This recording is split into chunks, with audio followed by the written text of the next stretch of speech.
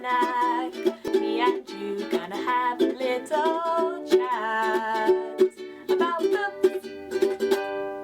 Hi guys, so I am here today to do a much requested video. As you guys probably saw, I did an anticipated reads of the year video for 2016 up till I think it was July I did for that one, and I asked you guys at the end of that whether you would like to see a graphic novels anticipated releases video, and a lot of you said you would, so this is exactly what this video is. I've gone from January to June this time, which is actually half of the year, so let's get started. I think I've got 19 or so to talk to you about, so we'll have to just try and go a bit quick, and I will let you know why I'm really excited about these ones in particular. So I'm going to go in date order. The first one, which is coming out, is on February the 4th, and this is Lazarus Volume 4. It is by Greg Rucka, and I have been eagerly anticipating this one coming out for a while. It's published by Image, as a lot of these are, and I really enjoy Image's comics, but particularly Lazarus is a series I really love, and I've been waiting for this Image in particular for a while because the last one ended really dramatically and was so crazy and cool, and I really want to see how it continues and whether I like it, and I'm sure I will. But yeah, that one comes out on the 4th of February, so I'm really looking forward to picking that one up. Next one that comes out I have on my list. I don't know if I'm actually going to buy this or not because I have the single issues, but I have it on the list because I'm sure many of you guys will want to buy it, and that is Volume 3 of The Wicked and the Divine, which is called Commercial Suicide. It's by Kieran Gillen, and lots of different guest artists are a part of this one. So how this has worked is the first two volumes were put together by the same team, and the artwork was stunning, the story was great, and then the third one, the third arc, which has I think 6 different issues, has 5 guest artists. I believe that's right, I might have got the numbers slightly wrong there, but it's got one that is the original team and the rest are all guest artists, and I read them all, and I think some are a lot better than others. Some of them I didn't really like, some of them I did, but this is coming out in trade paperback format, and so I thought I would include it on the list because it comes out on the 11th of February 2016, and I'm sure that you guys will want to be picking this up if you haven't been following issue by issue like I have. I must say I do enjoy the story more than the artwork on some of the guest issues, but I think that now that we're going to be returning to the original team when the arc starts up again with a new one, I'm so excited, and I'm sure it's going to be fantastic. So this one's mostly focused on the backstory of the gods, which is not bad because I enjoyed that a lot, and I think it's a really interesting concept, and I think the story generally is really interesting. But yeah, I'm really looking forward to going back to the original team who I know and love. The next one that I have on this list is not published by Image. This is published by Square Peg, and it is called The Trouble by Women, and it's by Jackie Fleming. This I haven't really heard anyone talk about, but when I was researching upcoming releases, this is something that kept on popping up, and it looks really cool. It's about women in history, and it teaches you about the things that you learnt in history about women, which, let's face it, is not an awful lot. Apparently it reveals some of our greatest thinkers' baffling theories about women, whatever that means. So people like Darwin, who has been celebrated by many, actually believed that women could never achieve anything, and he wasn't really very open-minded on that, although he was about science. And he believed that women had smaller brains. So take that how you will, but it's all told in sort of comic graphic format, and it sounds like it's going to be a really funny, entertaining series of little sketches, and I'm looking forward to this one coming out because I haven't really read anything that sort of promotes women in graphic form, and I definitely want to, so I think this will be an interesting one to keep your eyes peeled for. Plus I like the illustration on the cover, so hopefully the art style generally is one that I will enjoy. The next one that I have comes out on the 25th of February, and this is a story. I think it's actually a children's story. It's called Pax, and it's by Sarah Pennypacker, and it's illustrated by John Classen. Now I have this on my list because it is illustrated by John Classen.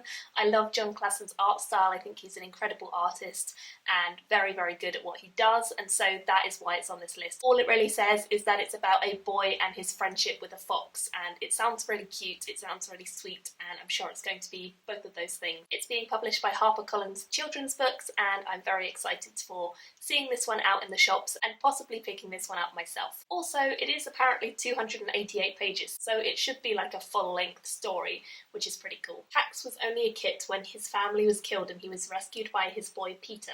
Now the country is at war, and when his father enlists, Peter has no choice but to move in with his grandfather.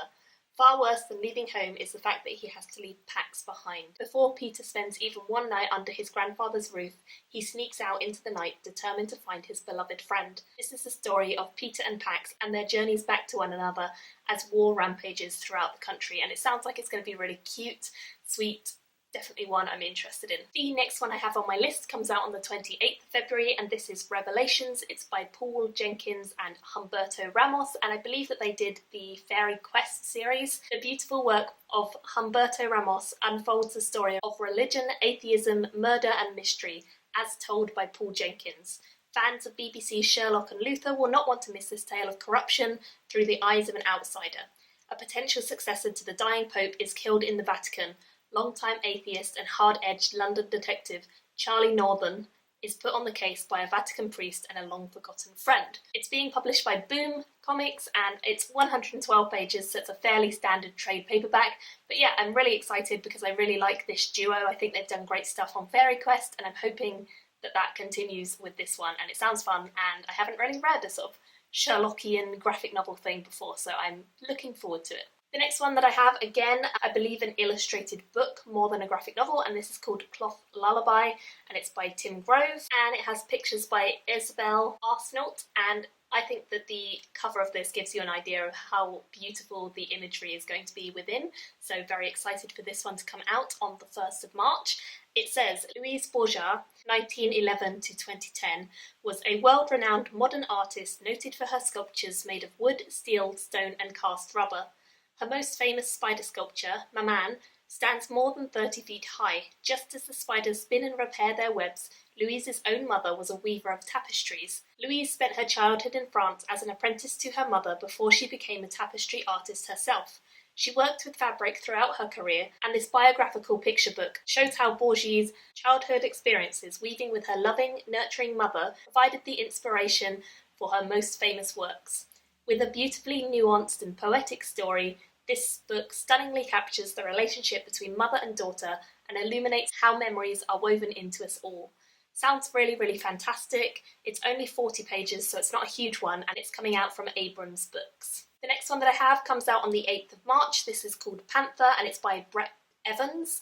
And Brett Evans is apparently an award-winning author, and he apparently is returning with this unsettling graphic novel about a little girl and her imaginary feline companion. Iconoclastic in his cartooning and page layouts, subtle in his plotting, and deft in his capturing of human experience, Brett Evans has crafted a tangled, dark masterwork. Christine lives in a big house with her father and her cat Lucy. When Lucy gets sick and dies, Christine is devastated. But alone in her room, something special happens. A panther pops out of her dresser drawer and begins to tell her stories of distant Pantherland, where he is the crown prince, a shapeshifter who tells Christine anything she wants to hear. Panther begins taking over Christine's life, alienating her from her other toys and friends. As Christine's world spirals out of control, so does the world the panther has created for her. Panther is a chilling voyage into a shadowy corner of the human psyche, and a revelatory work about the traumatic nature of abusive relationships. So it sounds like it's going to be quite deep. Sounds like it's going to deal with some quite heavy topics, but it's very bright, very colourful. So I'm hoping it will deal with it in a really fun, artistic way and get across the wrongness of abusive relationships rather than idealising it. So we'll see how that happens. But 8th of March 2016 it comes out, and it's coming out from Drawn and Quarterly, who are a pretty well-known brand, so hopefully it'll be a good one, and it's 120 pages long. The next one that I have is Gotham Academy Trade Paperback Volume 2, and this comes out on the 31st of March 2016. I'm so excited about this because I recently read the first volume by Carl Cashel, Becky Cloonan and Brendan Fletcher, and really loved the first one. It was fantastic, and obviously I haven't been carrying on with single issues, so I'm so excited to get this trade and read it because I really, really enjoyed the first. I thought the artwork was phenomenal, and I'm sure that this one will be no exception to that rule as well. And this is 144 pages and comes out from DC Comics. The next one that I have on my list comes out on the 1st of April 2016, and this is Lumberjanes Volume 3. This is by Noelle Stevenson, Shannon Watters and Brooke Allen, and I've heard that this one is maybe not everyone's favourite. From people who've been reading it issue by issue, they've said that they're not so sure that they like the issues that make up this volume as much as the previous, but I think I'm going to get it anyway because I want to give it a go, and I still really enjoyed Volume 1 and 2, and I'm hoping that I will enjoy this one maybe a bit more than some of the other people I've seen. We'll see, but yeah, I'm really excited for it because it's just a fantastic little series, and again, this one is coming out from Boom. The next one that I have on my list is Cursed Pirate Girl, which is coming out on the 1st of April as well, 2016, and this is by Jeremy Bastien. I have looked up Jeremy Bastien after I read Mouse Guard because I loved his stuff in that. I thought he was an utterly fantastic illustrator, and I found that he had this coming out, and so I was very intrigued. I believe it is a story about a cursed pirate girl, and I think it's got some really heavily detailed imagery because that is what he does a lot of. He's really very intense and detailed, and it looks like it's going to be fabulous, so I'm very excited for it. It says it's a journey of adventure above and below the mythical waters of the Omerta seas, a nautical fairy tale of strange creatures, whimsical characters, swashbuckling danger, and the most bizarre pirates you could hope for. It's certain to amaze and captivate adults and children alike, and I can't wait to give that one a go. This one is being published by Archia Studio Press, and I'm very excited. The next one I have comes out on the 21st of April, and this is Descender Volume 2. I've read the first couple of issues of Descender, and I have the first volume, so I need to read it really, but I loved what I've read, and I'm certain I'm going to enjoy the overall volume, and I'm certain that I'm then going to want to pick up Volume 2 because I've been really loving what I've read so far, and I can't wait to try out the second volume and see where they're taking it because it's such an expansive universe. So much could happen that I think it's going to be fantastic. This is by Dustin Nguyen and it's from Image. The next one that I have, I believe, is a non-fiction, and this is called The Ukrainian and Russian Notebooks, Life and Death Under Soviet Rule, and it comes out on the 26th of April 2016, and it's by Igor. Quite a long one, so this one is 350 pages and it's being published by Simon & Schuster. On Goodreads it says, written and illustrated by the award-winning artists and translated into English for the first time, Igor's book is a collection of 2 harrowing works of graphic non-fiction about life under Russian foreign rule. After spending 2 years in Ukraine and Russia collecting the stories of survivors and witnesses to Soviet rule, masterful Italian graphic novel artist Igor was compelled to illuminate 2 shadowy moments in recent history, the Ukraine famine and the assassination of a Russian journalist. Now he brings those stories to new life with in-depth reporting and deep compassion. In The Russian Notebooks, Igor investigates the murder of award-winning journalist and human rights activist Anna Politkovyanska. I'm not sure how you say that, I'm sorry. Anna spoke out frequently against the Second Chechen War, criticising Vladimir Putin. For her work, she was detained, poisoned, and ultimately murdered. Igor follows in her tracks, detailing Anna's assassination and the stories of abuse, murder, abduction, and torture that Russia was so desperate to censor. In the Ukrainian Notebooks, Igor researches further back in history and illustrates the events of the 1932 Holodomor. Little known outside of the Ukraine, the Holodomor was a government-sanctioned famine, a peacetime atrocity during Stalin's rule that killed anywhere from 1.8 to 12 million ethnic Ukrainians. Told through interviews with people who lived through it, Igor paints a harrowing picture of the hunger and the cruelty under Soviet rule. With elegant brushstrokes and a stark colour palette, Igor has transcribed the words and emotions of his subjects, revealing their intelligence, humanity and honesty, and exposing the secret world of the former Russian USSR. Sounds like it's going to be utterly fantastic. I really enjoy memoirs and non-fiction graphic novels, so I'm hoping that this will be one that I do really enjoy. The next one that I have is a completely different tone of voice, and this is I Hate Fairyland Volume 1. Eleanor has been nagging me to read this for ages, so I definitely want to pick up the trade when it comes out on the 28th of April 2016. I think it's a really fun series, and it's coming out from Image. 128 pages, and it's by Scotty Young, and it just sounds like it's going to be really fun. An Adventure Time Alice in Wonderland style epic that smashes its cute little face against grown-up, tank girl, Deadpool-esque violent madness. Follow Gert, a 40-year-old woman stuck in the 6-year-old's body who has been stuck in the magical world of Fairyland for nearly 30 years. Join her and her giant battle axe on a delightfully blood-soaked journey to see who will survive the girl who hates Fairyland. It sounds like it's just going to be a bit batty and crazy and delightful, so yeah, can't wait. The next one that I have on my list is again another one I'm really excited about because Amanda, whose channel I'll link below, has always been talking about this ever since the series started, but I haven't been able to find any of it over here. So now that the volume is coming out, I can get it in the UK, which I'm very happy about, and that is Death Head. This is by Nick Keller and Zach Keller, and it's coming out on the 19th of May this year. It's being published by Dark Horse, and I believe it's kind of a horror-esque, but we'll see. It says, when Niles and Justine Burton go camping to get a break from their stressful lives, they expect to find peace, not an abandoned village hiding in ancient evil. But the Burtons aren't your typical family. Bea, their son, just made his first friend, who happens to be a ghost. Maggie, their teenage daughter, has fallen in love with a wicked girl who pressures her into using drugs. And back in the woods, Niles and Justine have found the cursed mask of the murderous plague doctor, who's now hunting them. So it sounds like it's going to be a lot of fun and quite creepy maybe. I'm looking forward to that one as well because I know Amanda loves it so much and I can't wait to check it out at last. The next one that I have on my list is a bit of a bizarre one. It is called What is Obscenity? The Story of a Good-for-Nothing Artist and Her Pussy. It's about vaginas. It's got a vagina character on the front cover, as you can probably see. It's by... oh gosh, I'm not going to be able to say that. Rokudendashiko?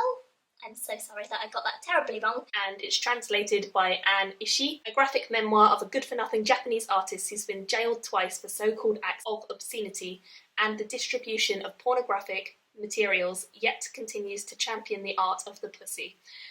In a society where one can be censored, pixelated and punished, the author asks what makes pussy so problematic. The author is a Japanese artist. She is known for a series of decorated vulva molds, Decoman, a portmanteau of decorated and manco, slang for vagina. Distributing a 3D scan of her genitalia to crowdfunding supporters led to her arrest for alleged violation of Japanese obscenity laws. Sounds like it's going to be a bit bizarre, a bit crazy, but really interesting because obviously she's standing up for something she believes in, and I think it's going to be really, really fascinating to find out a bit more about her and why she does these things and what she believes so strongly in. Definitely sounds like it's all about the female body parts, and I'm all about that, so definitely one I'm interested in. It's being published by Koyama Press and it's 168 pages. The next one that I have on my list I'm super excited about, and I know that Mercedes is also super excited about, and that is Pretty Deadly Volume 2. This is coming out in June and it's coming out on the 2nd of June. It's written by Kelly Sue DeConnick and Emma Rios and it's coming out from Image. This is a continuation of a very weird Western style comic. It's such a beautifully rendered comic. Absolutely all of the pages are incredibly done. I've already read the first 2 issues that make up this volume and they are fantastic in every way. Second issue of it, I just cannot wait for this. It's going to be fantastic, I know. And yeah, it's flawlessly beautiful as well, so that always helps. The next one I have on my list is called Musnet, the Mouse of Monet, and this is by Kikili, and this comes out on the 14th of June 2016. I think initially we can all agree that the cover is beautiful and the little mouse character is really, really cute, so that's always something really fun. A young boy mouse travels to the countryside looking for work and happens upon the Monet garden. He takes on a job and becomes inspired to learn to paint. Will he paint in the classical ways or in the new style of the Impressionist? Which way will his brush sway? Musnet is drawn and painted in a beautiful, lush and inky style popularised by Paul Pope and French comics masters such as Butch and Kristen Blaine.